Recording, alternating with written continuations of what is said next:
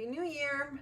So I was journaling this morning about my planners because what else are we going to journal about on January 1st, right? So I was journaling and I wrote down a couple of things that I want to do this year to help me be consistent with my multiple planners and journals, and to also be able to find joy and purpose in each of them. So I wanted to share those things with you in hopes that it can help you too. As I'm sharing with you these tips, I will share with you my complete planner lineup for 2024 and how I'm going to be using them and why I chose each of these planners and notebooks.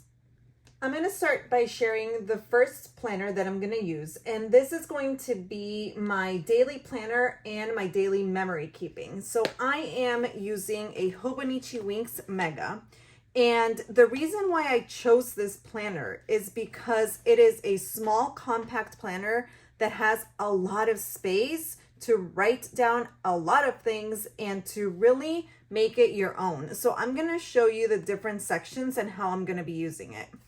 So when you open it up, you have a yearly overview, and I am going to use this section to track my paydays and my husband's paydays.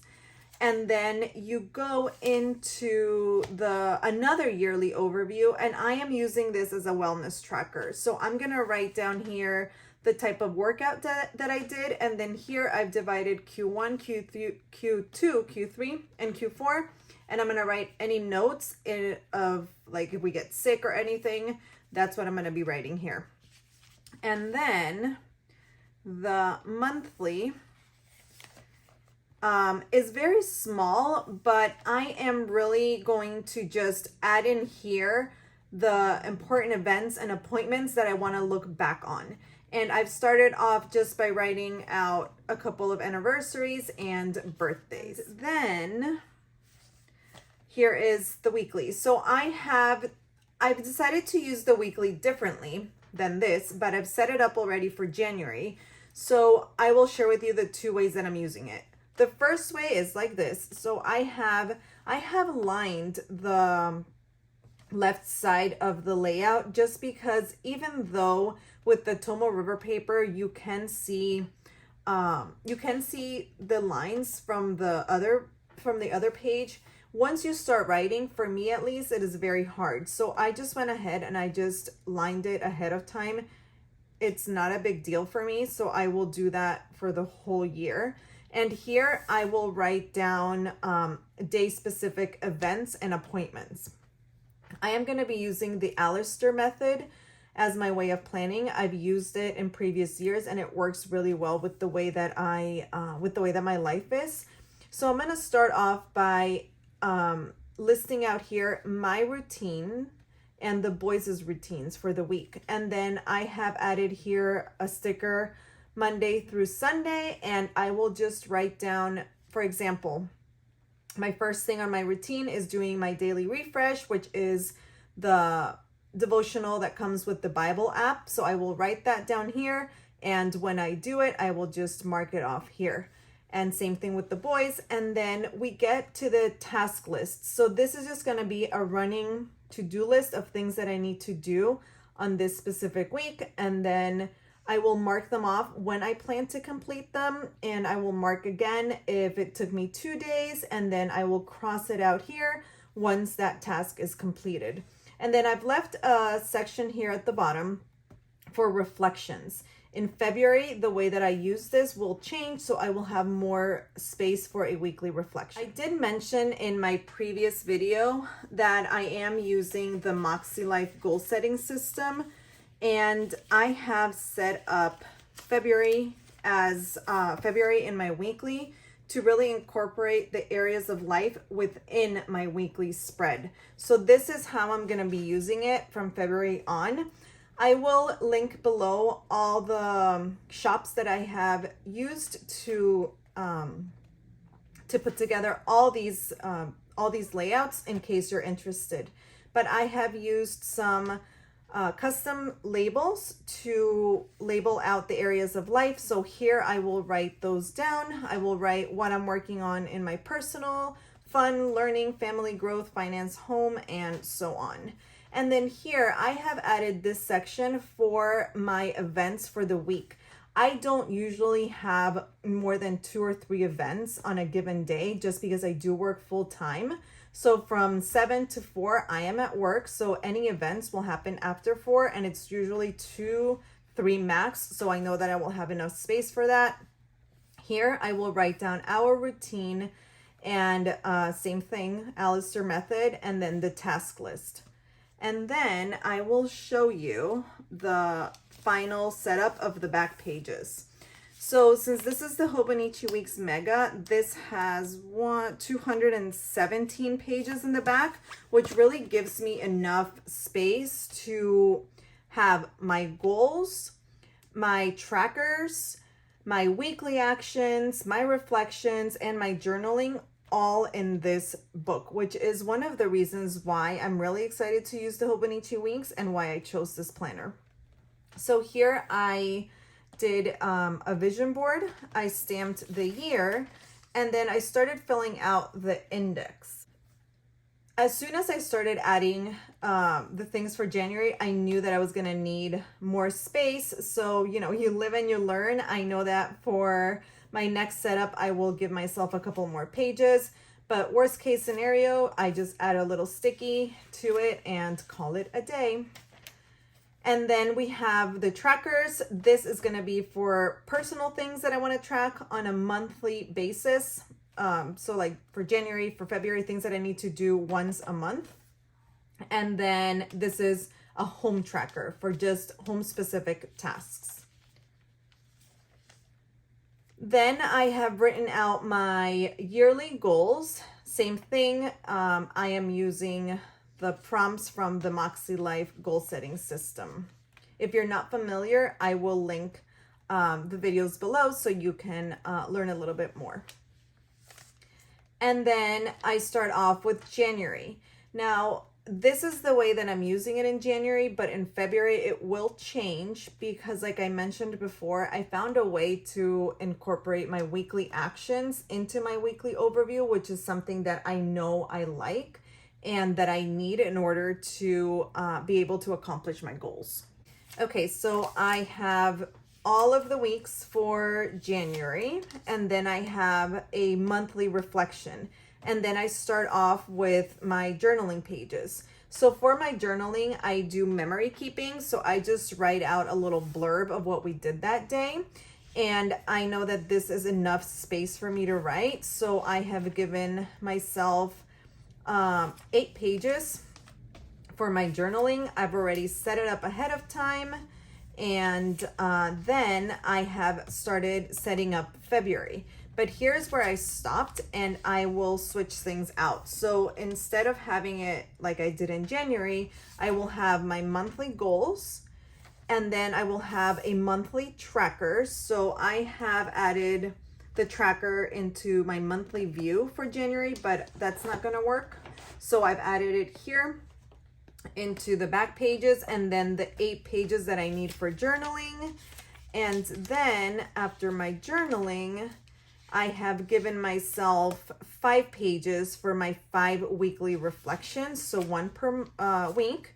And then the last page is my monthly reflections. So my entire, like the entire month is set up with monthly goals, monthly trackers, journaling pages, and weekly reflection and monthly reflection. So that is how I'm going to set up the entire year of back pages here. I need 16 total, and I have counted several times, and it's crazy because even though I started using this planner in November, I do have enough pages to finish December here, and then I have 1 left for a yearly recap. So I could not have, planned that out better. So it was really exciting when I figured out that I would have enough pages for my whole system, for my whole setup, and a yearly recap. And then the back pages, I'm going to use them just as they're prompted to be used. and that's it. So, oh, here, this is my personal no buy year, and then I have written out the categories, the exceptions, and a couple of keys to success in order for me to achieve my no buy year. And that's it. Here in the back, I just keep the stickers that I use to set up my monthly. And this is from the MakseLife goal setting system, and it's just things to consider in each of the areas of life when writing out my goals. So I just like to keep this here in the back. And then a few of the stickers that I use constantly. So this is how I've set up my Hobonichi weeks. Like I mentioned, it is going to be my daily planner. So I know that I will just need to grab this every day to plan out my day and to memory keep, and that's it. So as far as the times when I'm going to be using this, you could say that this is my ride or die, because everything that I need to be productive will be in this notebook. And then I used this supplemental notebook in December, but then I've just set it up here with the lists that I need for 2024. I do like to use the GTD method by David Allen, and I do have a video where I explain this method, so I can link it for you if you're interested in learning more. But it has the inbox, so I've given myself a few pages for that. Projects, waiting on, someday maybe, and wish list for my family, the list of chores for the boys, wacky holidays that we want to celebrate, and that's it. So I have this this little booklet just tucked in here in the front pocket of the cover. So this is the Hobonichi weeks and how I've set it up and how I'm going to be using it in 2024. Because I want to keep things very streamlined this year, I have assigned to use in the Hobonichi weeks my functional stickers. So they're my minimal stickers that I've had for years, and that's another way to really look at what I own and make a plan to use them. So all my functional minimal stickers will be used in the Hobonichi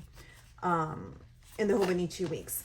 And then I have added something new this year that I had never used before. I had heard of them, but really didn't pay attention, and that is the print-on stickers, and I am obsessed with them.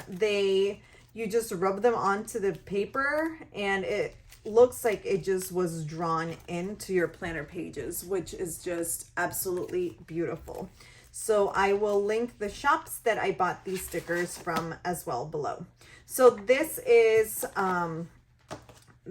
what I'm going to be using in my Hobonichi weeks. Just these two things, and I will always have them handy and ready to go.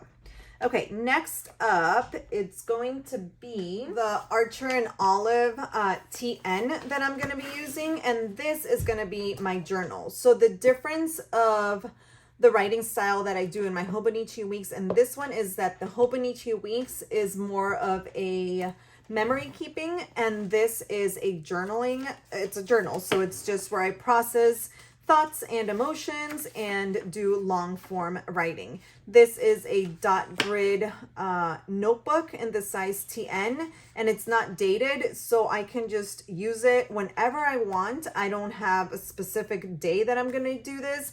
Just whenever I feel that I want to write a little bit more about something or process something, this is what I'm going to grab. And I might not finish it this year, or I might. So that's the beauty of just like a plain notebook, is that you can use it for many years. And I am going to be using in this notebook the Happy Planner stickers that I own. I do have a couple of books that I absolutely love, and again, because I do want to use the supplies that I've accumulated through the years, I've given each of my planners and journals its own like you know, assigned sticker styling, if you will. And this is going to be all of the Happy Planner stickers. I'm going to use them in here. And then I have my creative journal. So this is a dated Hemlock and Oak minimalist planner. So it is A5 size, and I've used the undated daily, and I absolutely love this company and the quality of planner. So I knew I wanted to use one for 2024. And the way that I'm going to use it is, this is going to be my creative journal. So I am going to be doing the 52 weeks of me project. So it is a project that was, I actually bought these last year for 2023 from Made in Mojave. She's the one who started this project, but I never used them. So I'm going to use them for this year. And it is a prompt-based project, which makes this creative journal easy for me to maintain because it has a purpose. So if you can see, none of the ways that I'm using any of these notebooks replicate, and they each have their own purpose. So this is just going to be a place for me to use all my stamps and all my inks and be creative when I feel like it. It is obviously timed because it has for the 52 weeks, but I don't necessarily need to do it every single week. I can go back and backfill any weeks that I want. So I started setting up January, and again, I'm going to keep it very simple. That way I know that I can stick to it. I'm going to be using to stamp the months, I'm going to be using the Max stamps from Carrie Bradford.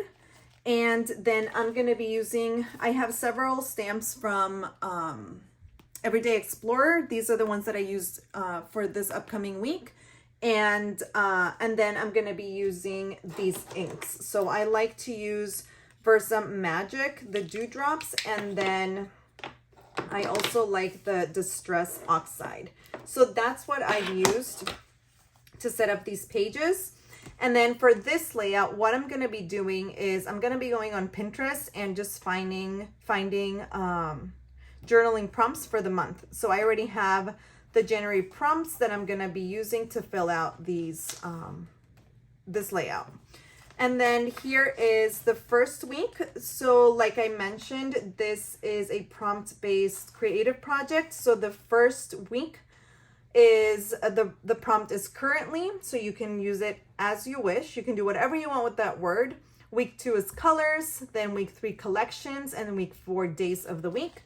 So I have started already prepping week 1. It is currently, so I just chose a couple of things that I'm currently into, and I have assigned a spot for my journaling. So this is how I'm going to be using this planner. Here I'm going to do colors, and same thing, same stamps, same style of layout, and so on. So for me, being able to just decide how I'm going to use each of my notebooks really helps me find a purpose and stay consistent in each of the systems that I've decided. So for the Hemlock and Oak, it's going to be using all my stamps and using all of the stamp inks that I own. Okay, and last but not least, I have these two. So this is a reading journal that I purchased last year on Amazon and never touched it. And I really want to be able to document my reading this year. I've read 17 books in 2023, and I want to read a little bit more in 2024. And I actually joined an online book club with her name is Caitlin, and her handle is Bookcase Beauty.